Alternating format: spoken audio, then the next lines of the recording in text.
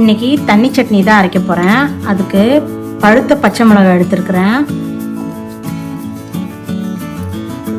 இதுக்கு பொட்டுக்கடலை வந்து அதிகமாக போடணும். 1 கப்பு பொட்டுக்கடலை, கொஞ்சமாக கொத்தமல்லி தழை,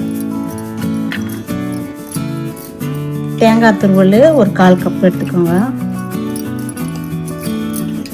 2 சின்ன வெங்காயம், 2 பல் பூண்டு, 1 துண்டு இஞ்சி, கொஞ்சம் புளி, தேவைக்கேற்ப உப்பு. இப்போ இதை அரைச்சி எடுத்துகிட்டு வந்துடுறேன்.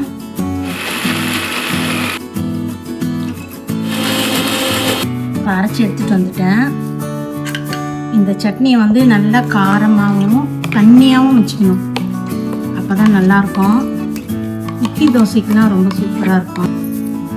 இப்போ ஜாரை அலசி ஊற்றிக்கலாம். கொஞ்சம் ஸ்டேஜில் உப்பு சரியாக இருக்கலாம்னு செக் பண்ணிக்கோங்க. இந்த சட்னி ஒரு தடவை சாப்பிட்டு பார்த்தீங்கன்னா உங்களுக்கு ரொம்ப பிடிச்சி போயிடும்.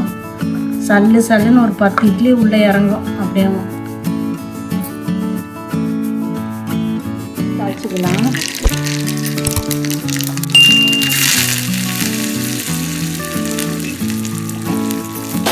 தாளிச்சு கொட்டிடலாம்.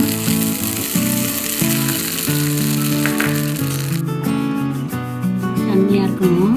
இதை விட தண்ணியாக கூட வச்சுக்கலாம். இன்னும் காரம் அதிகமாக போட்டோம்னா இன்னும் கூட தனியாக வச்சுக்கலாம்.